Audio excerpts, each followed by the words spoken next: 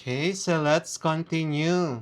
Risk of detergent, misuse, health hazards, direct skin contact with strong surfactants may cause irritation, allergies, or dermatitis. Ingestion, especially by children, can be toxic. Respiratory issues, powder detergents may cause coughing or irritation if inhaled. Improper disposal, water pollution, phosphates in some detergents cause eutrophication in rivers and lakes, leading to algal blooms and fish kills.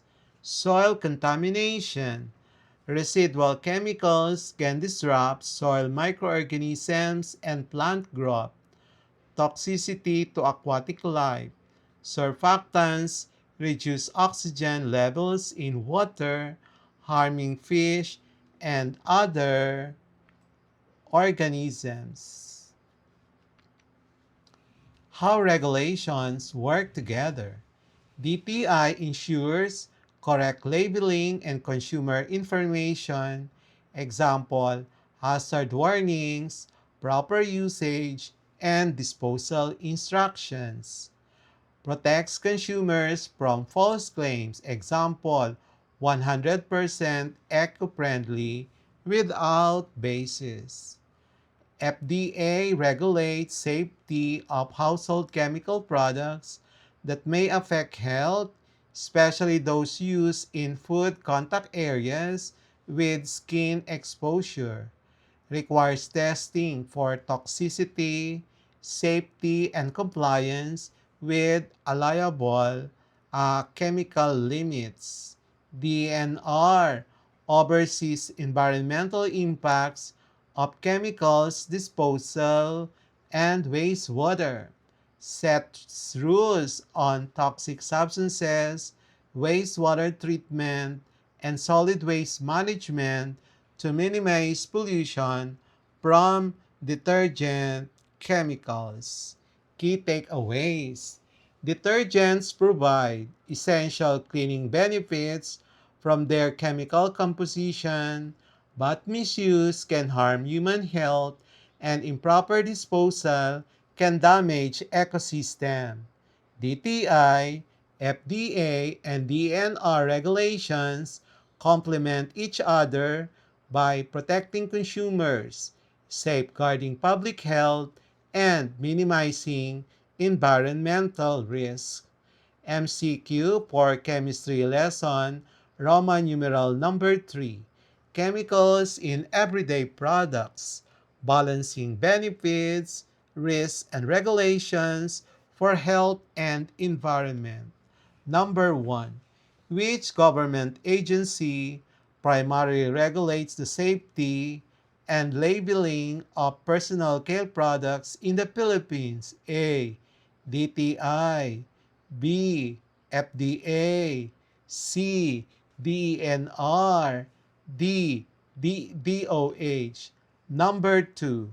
The DTI's main role in regulating household and personal care products is to ensure A. Environmental waste management, um, product quality, and fair trade practices.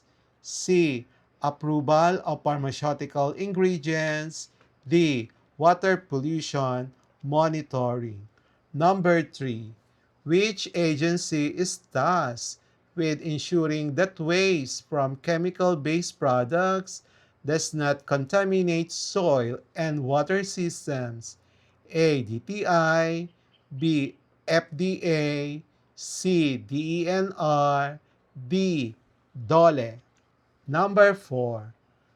A shampoo labeled organic should first be verified to which agency to ensure its health safety. A. DTI, B. FDA, C. DENR, D. DA, Department of Agriculture. Number 5. Frequent use of antibacterial soaps may lead to A. increase microbial resistance, B. Faster plant growth, C. Reduce risk of environmental contamination, increase nutrient content in soil. Number 6. Proper disposal of expired medicines in household trash can primarily affect A. Air quality only, B. Soil and water systems, C. Ozone layer, D. Product pricing.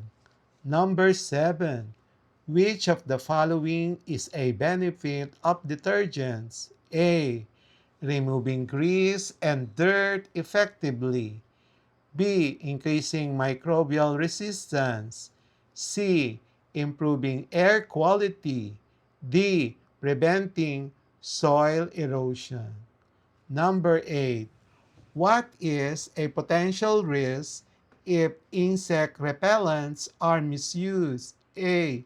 Skin irritation and respiratory issues. B. Increased appetite. C. Improve water quality. D. Reduce bacterial resistance. Number 9. The DNR ensures proper disposal of hazardous waste to prevent A. Overpricing of goods, B. Air, water, and soil pollution, C. Mislabeling of food products, D. Overproduction of consumer cosmetics. Number 10. Which agency ensures that product claims such as safe for the environment are truthful and not misleading? A. FDA, B. DENR, C. DTI, D. DOH. Number 11. Which of the following describes a risk of chemical-based cosmetics when disposed improperly? A. Neutralizing acidity in soil. B. Polluting water bodies and burning, harming aquatic life. C. Enhancing microbial activity in soil. D. Increasing biodiversity. Number 12. Combined role of DTI, FDI, and DNR is important to A. Encourage higher product prices. B. Balance consumer safety, fair trade, and environmental protection. C. Ban all chemical-based products. D. Replace natural products with synthetic ones. Number 13. Which household product, if disposed improperly, may release phosphates that cause eutrophication in water bodies? A. Shampoo, B. Detergent, C. Insect repellent, D. Soap. Number 14. Misuse of pest insecticides in the household may lead to A. Reduced microbial resistance, B. Chemical poisoning and indoor air pollution, C. Increased soil fertility, D. Improve biodiversity. Number 15. Which government agency evaluates whether household cleaning products contain chemicals that are toxic to humans? A. FDA, B. DTI, C. DENR, D. DA. Number 16. Consumers benefit from FDA regulations because these A. Ensure product affordability, B. Ensure health safety and product labeling, C. Prevent environmental pollution directly, D. Monitor trade and business permits. Number 17. Improper disposal of used batteries can result in A. heavy contamination of soil and water. B. Decrease microbial resistance. C. Increase fertilizer levels. D. Reduce air humidity. Number 18. Which government agency should intervene if a company dumps chemical waste into rivers? A. DTI. B. FDA. C. DENR. D. Department of Labor and Employment, DOLE. Number 19. Which is of the following is a benefit of FDA-approved sunscreens? A. Protects skin from harmful UV rays. B. Prevents soil erosion. C. Improves air circulation. D. Enhances water purity. Number 20. The DTI protects consumers from products with misleading labels by A. Enforcing fair trade laws. B. Approving product ingredients. C. Managing hazardous waste disposal. D. Monitoring pharmaceutical safety.